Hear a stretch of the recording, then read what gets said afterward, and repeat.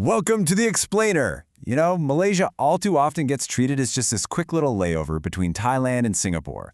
But skipping over it, honestly, that is a massive mistake.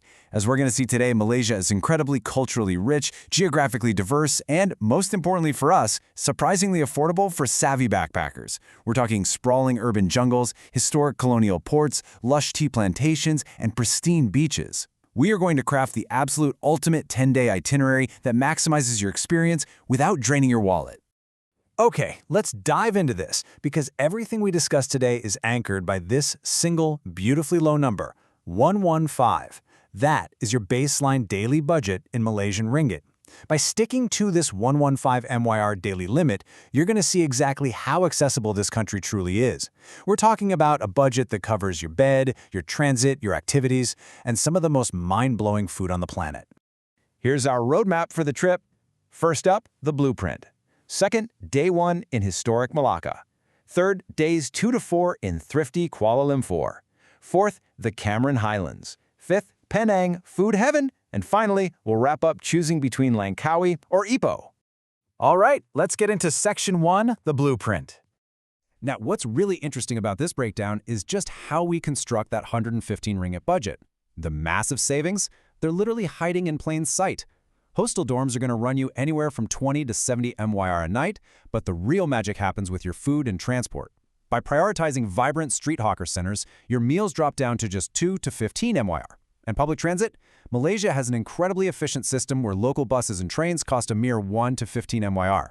Combine these, skip the alcohol, stick to free activities, and bam, that strict 115 MYR budget becomes highly achievable. Section 2, Day 1, Historic Melaka. To kick off our geographic journey, here's a bird's-eye view of how we're progressing.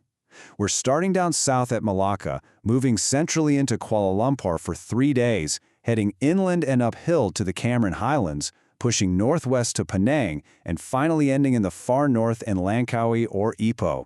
It's a perfectly logical, seamless flow that minimizes those long, expensive travel days. So Melaka is a UNESCO World Heritage Site. And the best part is that diving into its history is entirely free. You can stroll through the iconic terracotta red Dutch square, explore the ruins of St. Paul's Church, all without spending a single ringgit. But the real highlight? That comes on the weekend at the Jonker Street Night Market. Imagine spending just 10 MYR to slurp down a bowl of rich, creamy, coconut-based Nyonya Laksa while soaking in the live entertainment and bustling atmosphere. It's literally the perfect low-cost intro to Malaysian culture. Moving on to Section 3, Days 2 through 4, Thrifty Kuala Lumpur. Now, there's this common misconception that sprawling, modern, skyscraper-filled megacities are going to absolutely break the bank. Not Kuala Lumpur. It is incredibly budget-friendly. You can climb the colorful steps up into the 400-million-year-old limestone of the Batu Caves, totally free. You can hike through one of Malaysia's oldest permanent rainforest reserves right in the shadow of skyscrapers at the KL Forest Eco Park. Free. Hop on the Go KL City bus to jump between tourist hotspots? 100% free. Add in free guided tours of the stunning Wilayah Mosque and breathtaking city views from the Thihan Hao Temple, and your daily activity budget in KL can literally be zero. And when the sun goes down in the city, you head straight to Jalan Alor. The street food scene here is legendary. Picture this, the intoxicating aromas of charcoal smoke, the sound of sizzling woks, the vibrant energy of locals and backpackers sitting shoulder to shoulder at shared plastic tables. You can feast on cheap sari skewers, grilled seafood, and Chinese-style stir-fries for just 2 to 15 MYR a meal. Honestly, this isn't just budget dining. Eating alongside locals in this kind of controlled chaos is a true, authentic luxury experience. Section 4, Days 5 and 6, Cameron Highlands. Let's move to and see how this builds out the middle of our trip. So we're leaving that intense city heat behind for the cool, lush, rolling green hills of the Cameron Highlands. Getting here is a total breeze, and it keeps us right on budget. Step 1, you take a super comfortable air-conditioned bus from KL for exactly 44 MYR. Step 2, base yourself in the main town of Tanah Rata. Budget hostels and campsites are everywhere here. And Step 3 is where the magic really happens. Right from the town center, you have access to 14 different jungle trekking routes. These trails lead to waterfalls, sweeping scenic views of the famous tea plantations, and hiking them costs absolutely nothing. Section 5, Days 7 and 8, Penang Food Heaven. Reinvigorated from the fresh mountain air, we head to Georgetown, Penang. This place is widely celebrated as the undisputed street food capital of the world, and it's another stunning UNESCO heritage gem. And just like KL, Penang deeply rewards the thrifty explorer.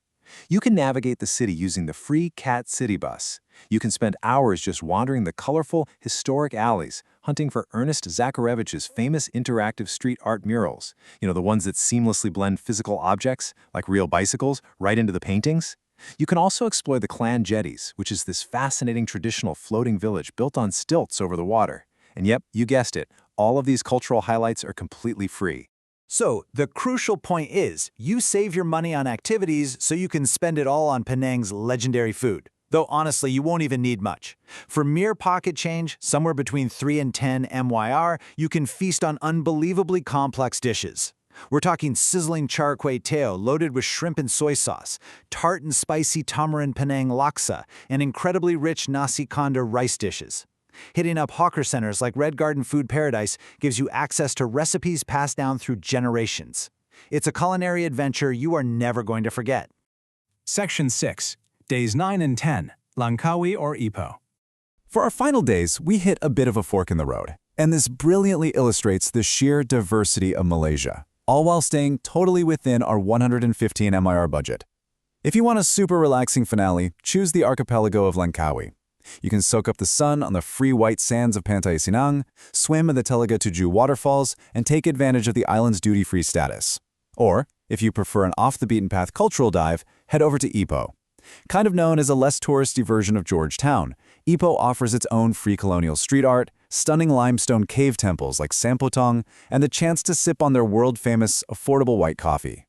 Both options are phenomenal, and both fit your strict backpacker budget perfectly. So, we've broken down the blueprint, we've explored the historic South, tackled the free wonders of the capital, trekked the highlands, and literally eaten our way through Penang. Now, I'm going to leave it up to you. As you plan your own incredibly affordable journey, will it be Langkawi's pristine beaches or Ipoh's hidden street art that crowns your 115 ringgit a day Malaysian adventure? The choice is entirely yours, but one thing is for sure, Malaysia is just waiting to amaze you.